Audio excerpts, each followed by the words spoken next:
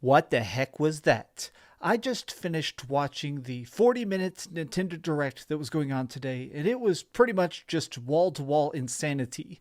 90% was good, 10% was utter trash, but I want to talk about that. What's up, gamers? DreamcastGuy here. Now, if at all you're a lover of RPGs, this was perhaps the best Nintendo Direct ever, because it did have a lot of retro love, new stuff, big sequels. It was certainly one that sort of just hit every single note. Let me begin by talking specifically about the RPGs before I roast the fact that we're getting more DLC for Mario Kart. Now, I'm a huge lover of freaking Chrono Cross. This is seriously one of my favorite RPGs of all time. It is so bonkers. I even have the freaking rare-ass strategy guide. I love it. They've announced that they're doing a full freaking remaster of Chrono Cross.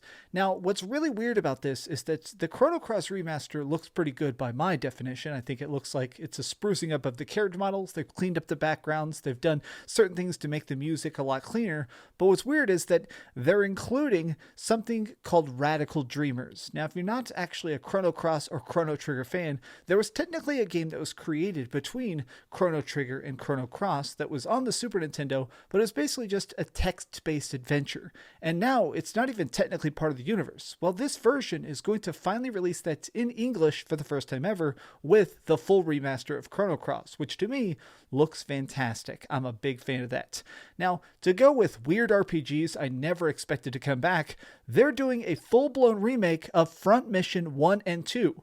Front Mission is like basically Final Fantasy Tactics with robots, and these are getting full remakes that look glorious. I feel like Front Mission coming back is such a good example of the surprises of this Nintendo Direct. Like, some of the stuff they announced just blew my mind. Things like the Ezio trilogy coming to Nintendo Switch.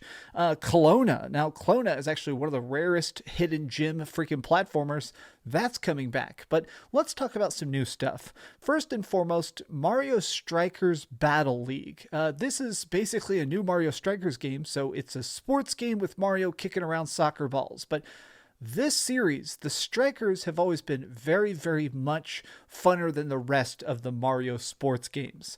I like it because it almost has this RPG aspect of it. Your gear has stats, you're able to knock people over and do special attacks and stuff. This is a very, very fun, quirky series. I kind of hated Mario Golf. It just felt like this newest Mario Golf wasn't really for me because, I don't know, it was all puff and fluff.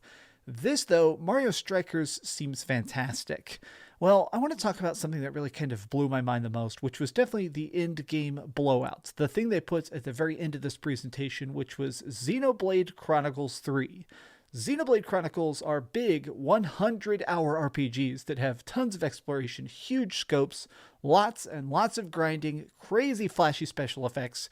It's insane that we're getting this because, honestly, the studio that makes these games, from everything I've read, is relatively tiny. The fact that they keep making these big, huge projects just a couple years apart, I'm not sure how they're doing it, but Xenoblade Chronicles 3 looks fantastic.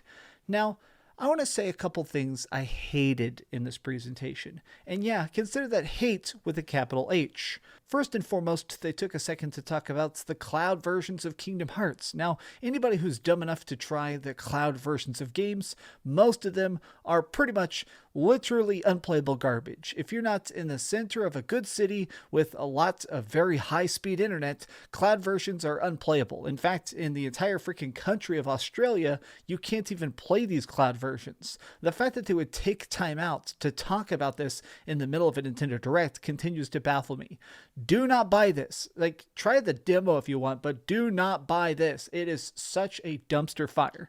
Now, I want to talk a little bit about downloadable content. They said one bad piece of DLC and one good piece of DLC. While we're still talking about the negatives, they're doing, let me look up the number, an extra 48 tracks for freaking Mario Kart 8 Deluxe. You know the rumors where people keep saying, oh, we're going to get a Mario Kart 9. Oh, Mario Kart 9 is going to be so big and great. Maybe they'll just call it Mario Kart 10. Nope. Mario Kart 8 is going to be here forever. This is our entire existence. Nintendo is calling this new DLC the Booster Course Pass, and it's basically just a bunch of every single course that's from previous Mario Karts coming back. And yes, it's cool that they're remastered, but the fact that they're still doing downloadable content for Mario Kart 8. Like, seriously, this sucks. I'm so bored of Mario Kart 8. Like, how many times can you go around this stupid track again and again? Even with 48 new courses, I cannot possibly care. Now, they are saying that this is going to be part of the Nintendo Switch Online expansion pass, so great. I guess technically I'm getting this for free because I already bought that. But on the topic of good DLC, they did decide to throw in something completely for $0, which is going to be they've developed a new easy mode for Metroid Dread and also an extra hard mode where if you get tapped by anything, even a fly kisses you a little bit too hard, Samus instantly dies. Now, personally, I think this is great. I'm a huge lover of Metroid Dread, so seeing this actually get different styles of play put inside it, to me, this seems like a huge win. Now, some of the stuff they talked about in here, I just didn't really care about. Some of these ports, like Taiko Drum Master, I don't really care, but some of the stuff is incredibly impressive. Like Splatoon 3. I'm a Splatoon addict. It's super cool that Splatoon 3 was actually shown off. Now, specifically what they showed is the co-op mode called Salmon Run. It's you against waves of these big fish bosses, and you have to take them down and steal their eggs. Honestly, every bit of this looks so freaking fun. It's more Splatoon. I'm ready to get splatted. I do hope we see the competitive modes relatively soon because that's coming out in not too long. Graphically, Splatoon 3 also looks very good. Not just the art itself, but I feel like the resolution really manages to be extremely impressive for a Nintendo Switch game because some of the ports we get to Nintendo Switch don't exactly look their best. But speaking of graphics, we got a very deep dive look into Kirby and the Forgotten Land. Now, this time around, the trailer they showed off had a bunch of raw gameplay, and in case you haven't played any of the Kirby games, one of the major shticks is that he can suck stuff in and then mimic its abilities. So this trailer was heavily focused on those new abilities. We can now do things like freezing people, blowing fire, and of course swinging around swords and stuff, but all of this is apparently in the freaking service of trying to grow the Forgotten Lands, to rebuild these lost towns. I think Kirby is going to be a big surprise hit.